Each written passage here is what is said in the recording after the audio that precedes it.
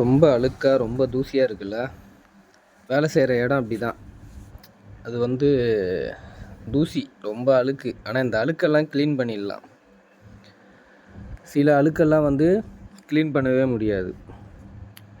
ஒரு காடு சில மேடு வச்சுக்கிட்டு இருக்கவங்க எல்லாருமே பெண்கள் அப்படின்னு நினச்சிக்கிறாங்க. பெண்கள்னால் என்ன தெரியுமா? பெண்கள்னால் என்ன? பெண்களுக்கு என்ன கடமை இருக்குது, பெண்களுக்கு என்ன பொறுப்பு இருக்குது, இதை எல்லாத்தையும் உணர்கிறவங்க தான் பெண்கள்.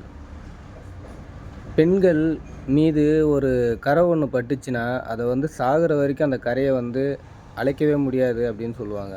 உண்மைதான். ஆனால் பெண்கள் மீது தெரிஞ்சு படுற கரைக்கும் தெரியாமல் படுற கரைக்கும் வித்தியாசம் இருக்குது.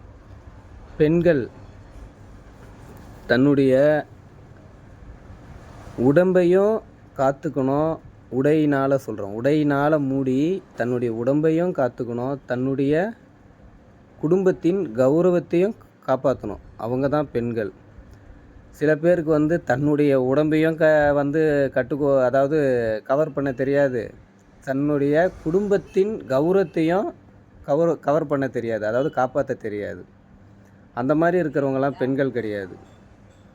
பெண்களுக்கு நிறைய பொறுப்பு இருக்குது. அதாவது பெண்கள் எவ்வளவு தான் ஒழுக்கமாக இருந்தாலும் அந்த ஒழுக்கத்தை கெடுக்கணும், அந்த பெண்களை தப்பான வழிக்கு மாற்றணும் அப்படின்றது நிறைய ஆட்கள் இங்கே அதையே பொழப்பாக வச்சுக்கிட்டு இருக்காங்க.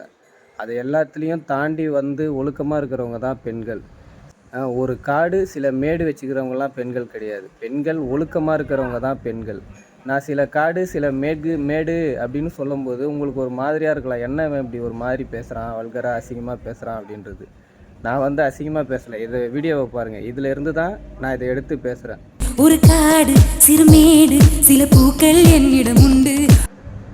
ஒரு கெட்டதுலேயும் ஒரு நல்லது. இது கெட்டதாக சொல்லியிருக்காங்க, ஆனால் அதிலிருந்து நான் நல்லதுக்காக எடுத்து சொல்கிறேன். ஓகேவா? நல்ல பெண்களுக்கு அவங்க பாதத்தை தொட்டு நான் வணங்குறேன். ஓகேவா? கெட்டவங்களுக்கு, அதாவது கெட்டவங்களாம் வழி தவறி போகிறவங்களுக்கு நான் புரிய வைக்கணும்னு முயற்சி பண்ணுறேன். இதுதான் என்னுடைய முயற்சி.